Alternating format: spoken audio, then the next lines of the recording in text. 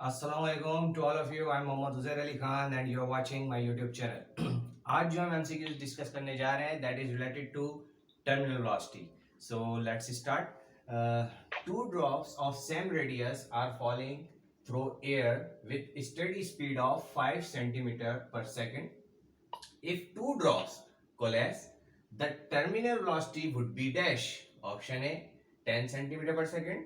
Option B 2.5 centimeter per second. Option C 5 into 4 power 1 upon 3 centimeter per second. And option D is none of them. So सवाल क्या कह रहा है कि दो ड्रॉप्स हैं, दोनों फॉल हो रहे हैं एक यूनिफॉर्म स्पीड से जिसकी स्पीड है 5 सेंटीमीटर पर सेकेंड, और जब वो दोनों ड्रॉप्स फॉल होते हुए मिल रहे हैं तो एक नया ड्रॉप बन रहा है.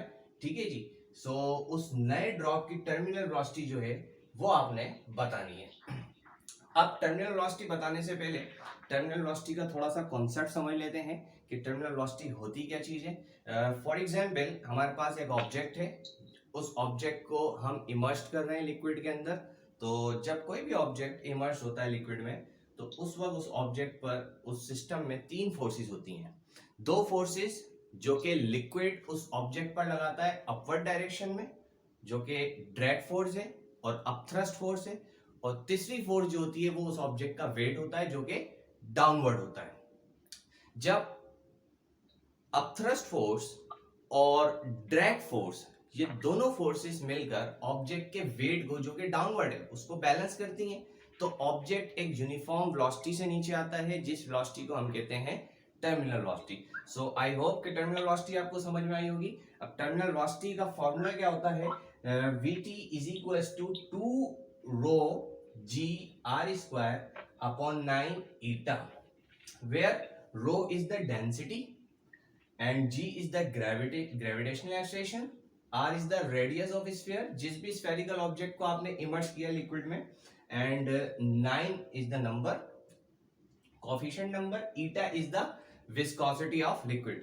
ठीक है जी. अब ये टर्मिनल वेलोसिटी का कॉन्सेप्ट सिर्फ लिक्विड में इमर्स्ड होने वाले ऑब्जेक्ट्स के लिए नहीं है, बल्कि अगर कोई पैराशूटर भी छलांग लगाता है, जंप करता है किसी प्लेन से, तो उस वक्त भी उस पैराशूटर पर दो फोर्सेस एयर की रेजिस्टिव फोर्सेस उस पर अपवर्ड डायरेक्शन में लग रही होती हैं, एक अपथ्रस्ट और एक ड्रैग फोर्स, और उसको बैलेंस कौन कर रहा होता है? उस पैराशूटर का वेट. जब ये दोनों फोर्सेस बैलेंस हो जाती हैं तो पैराशूटर एक यूनिफॉर्म वेलोसिटी से नीचे की तरफ आता है. I hope terminal velocity clear है. अब ये जो 2 रो जी अपॉन 9 ईटा, ये जो फैक्टर्स हैं इस फॉर्मूले में, ये फैक्टर्स तो हैं कांस्टेंट. अगर मैं ये फैक्टर्स हटा दूं तो इस इक्वेशन पे क्या फर्क पड़ेगा? इज इक्वल्स टू हटेगा टर्मिनल वेलोसिटी, डायरेक्टली प्रोपोर्शनलिटी का साइन आएगा, आगे कांस्टेंट हटा दिए, क्या रह गया? रेडियस पे स्क्वायर. अगर मैं प्रोपोर्शनलिटी का साइन हटाता हूं तो terminal velocity is equals to constant के आगे आर स्क्वायर. ये इक्वेशन मेरे पास बन गई. इस इक्वेशन को आपने याद रखना है. अब जरा फिगर देख के समझते हैं उस सवाल को कि फिगर क्या कह रहा है कि दो ड्रॉप्स थे, स्मॉल ड्रॉप्स थे, उनके रेडियस को हमने डिनोट कराया है स्मॉल आर से. जब वो दोनों ड्रॉप्स मिल गए तो एक नया ड्रॉप बना जिसके रेडियस को हमने डिनोट कराया है कैपिटल आर से. आप अपनी स्क्रीन पर देख रहे होंगे. तो अब जब ये दो ड्रॉप्स मिलकर एक बड़ा ड्रॉप बन गया तो डेफिनेटली जो टोटल वॉल्यूम होगा, टोटल वॉल्यूम से मुराद वॉल्यूम ऑफ न्यू ड्रॉप जिसको हमने कैपिटल V से डिनोट कराया है, वो बराबर होगा V1 प्लस V2 के. V1 क्या है? V1 is the initial volume of first drop, V2 is the initial volume of second drop. और जब ये दोनों ड्रॉप्स मिले तो जो न्यू वॉल्यूम बना हमारा, जो कि न्यू ड्रॉप था, उसका जो न्यू वॉल्यूम है दैट इज कैपिटल V. अच्छा, हम जानते हैं कि that water drop is spherical, तो हमें पता है स्फेरिकल के वॉल्यूम का formula which is equals to 4/3 pi R cube. तो मैं इन तमाम V की जगह पर इसकी वैल्यू वॉल्यूम ऑफ स्फीयर की रख रहा हूं. इस कैपिटल V की जगह पे 4/3 पाई, R की जगह पे, इधर R की जगह पे कैपिटल R क्यूब, आगे इज इक्वल्स टू. अच्छा, यहाँ कैपिटल R क्यों लिखा है? क्योंकि ये कैपिटल V जो है ये वॉल्यूम ऑफ न्यू ड्रॉप है. आगे इज इक्वल्स टू V1 की जगह पे 4/3 pi small R cube. Small R क्यों? क्योंकि small R is the radius of first drop. आगे प्लस फिर 4/3 पाई स्मॉल आर क्यूब। अच्छा जी, अब यहां देखें इस इक्वेशन के अंदर इज इक्वल टू के राइट साइड पे मैं अगर दोनों इक्वेशन में से 4/3 और पाई को जो है वो कॉमन ले लेता हूं तो मेरे पास इक्वेशन क्या बनेगी? 4/3 pi capital R cube is equal to 4/3 pi R square. Sorry 4/3 pi तो हमने कॉमन ले लिया, ब्रैकेट में इधर क्या बचा? आर क्यूब, आगे प्लस इधर क्या बचा? Are cube. 4/3 से 4/3 कैंसिल, पाई से पाई कैंसिल, क्या बचा मेरे पास? Capital R cube is equal to 1 R cube plus 1 R cube which is equal to 2 R cube.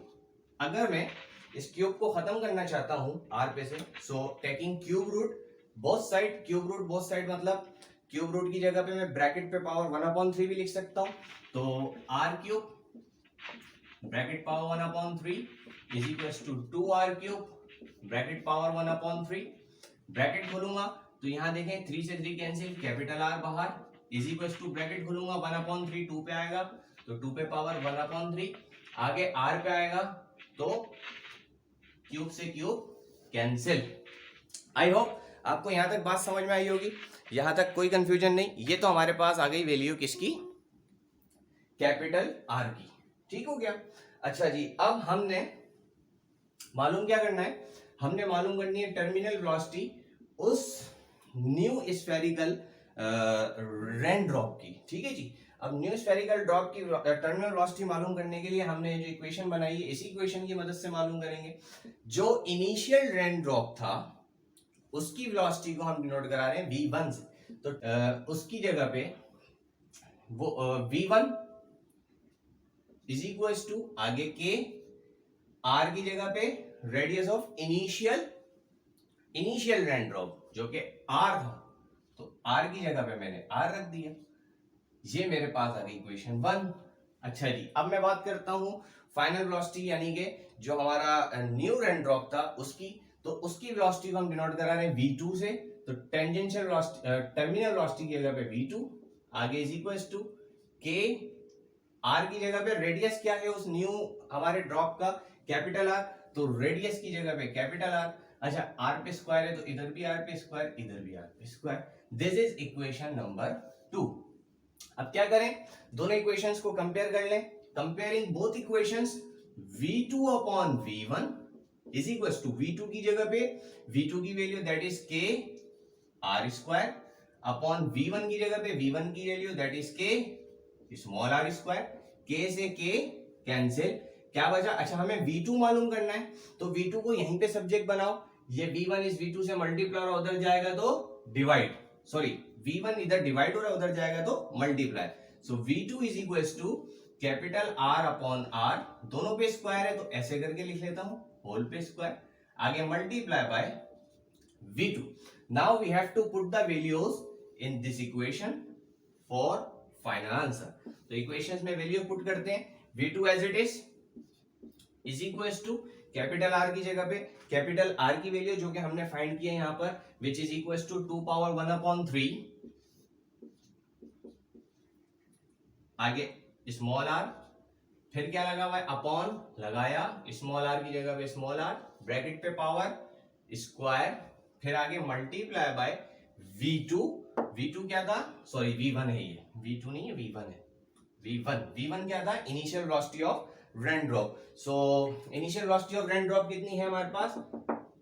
5 centimetre per second, तो मैं v1 की जगह पे 5। अच्छा, यहां पे मैं ब्रैकेट खोलूंगा, स्क्वायर सब पे आएगा, r से r कैंसिल, ये v2 as it is equal to square 1 पे आएगा तो 2 पावर 2/3, आगे मल्टीप्लाई बाय 5। अब देखो ये जो 2 पावर 2/3 है इसको मैं ऐसे लिख सकता हूं v2 इज इक्वल टू 5 पहले लिख रहा हूं मल्टीप्लाई बाय 2 पे पावर 2 ब्रैकेट पे पावर 1/3। देखिए जब मैं ब्रैकेट खोलूंगा तो वापस स्क्वायर बाहर वाले 1 से मल्टीप्लाई होगा तो 2 पावर 2/3 बनेगा। अच्छा, ऐसे रखने से क्या हुआ? 2 का स्क्वायर क्या होता है? 4। So v2 is equals to 5 into 2 का square 4 power 1/3 centimetre per second. It means कि जो हमारी वेलोसिटी होगी उस न्यू रेन ड्रॉप की वो क्या होगी 5 इंटू 4 power 1/3 centimetre per second square. So the correct option is option C. I hope कि आपको ये एमसीक्यू क्लियर हुआ होगा। अब इसी से रिलेटेड एक और एमसीक्यू हम डिस्कस करने जा रहे हैं जो कि आपकी स्क्रीन पर है। So let's start. The question is spherical balls of radius r are falling in a viscous fluid of viscosity eta with velocity v. The retarding viscous force acting on a spherical ball is dash. Option A inversely proportional to r but directly proportional to v. Option B directly proportional to both radius and velocity. Option C inversely proportional to both radius and velocity. And option D is directly proportional to R but inversely proportional to V. सवाल ये कह रहा है कि spherical balls हैं जिनका radius are है, वो फॉल कर रहे हैं एक फ्लूइड में जिसकी विस्कोसिटी ईटा है, और जिस स्पीड से फॉल कर रहे हैं वो उसकी स्पीड वी दे दी उन्होंने। कह रहा है जो रिटार्डिंग फोर्स लग रही है, मतलब वो फोर्स जो उन ऑब्जेक्ट्स को रोकेगी, वो फोर्स बताएं कि वो फोर्स क्या होगी। अच्छा, इसका करेक्ट ऑप्शन क्या होगा जी? Option B. ऑप्शन बी क्यों होगा? Directly proportional to both radius and velocity. उसका रीजन क्या है? जो ड्रैग फोर्स होती है बेसिकली वो बराबर होती है 6 पाई ईटा आर वी के। अब 6 पाई ईटा ये तो है कांस्टेंट, क्योंकि 6 पाई कांस्टेंट नंबर है। ईटा जो है ये विस्कोसिटी है जो कि हर लिक्विड की अपनी अपनी होती है, कांस्टेंट होती है। हनी की अलग होगी, मिल्क की अलग होगी, ऑयल की अलग होगी, कांस्टेंट नंबर है। आर और वी जो है ये कांस्टेंट नहीं है। ये रेडियस ऑफ स्फेरिकल ऑब्जेक्ट हम पे डिपेंड करता है, हम छोटे रेडियस का स्फीयर ले रहे हैं या बड़े रेडियस का ले रहे हैं। वेलोसिटी हम पे डिपेंड करती है, हम स्लो वेलोसिटी से फेंकते हैं उस ऑब्जेक्ट को या तेज वेलोसिटी से फेंकते हैं। तो ये जो ड्रैग फोर्स है, अगर मैं 6 पाई ईटा ये तीनों कांस्टेंट हटा दूं तो इक्वेशन पे क्या फर्क पड़ेगा? डायरेक्टली प्रोपोर्शनलिटी का साइन आएगा आगे इन वी आर। इट मींस कि ड्रैग फोर्स दो फैक्टर्स पर डिपेंड कर रही है, एक तो वेलोसिटी पर, दूसरा उस स्फेरिकल ऑब्जेक्ट के रेडियस पर। आई होप कि आपको एमसीक्यू क्लियर हुआ होगा। फिर भी अगर कोई कंफ्यूजन है, कोई क्वेश्चन है, कमेंट बॉक्स में आप मुझसे पूछ सकते हैं। अपना बहुत बहुत ख्याल रखिएगा। अल्लाह हाफिज।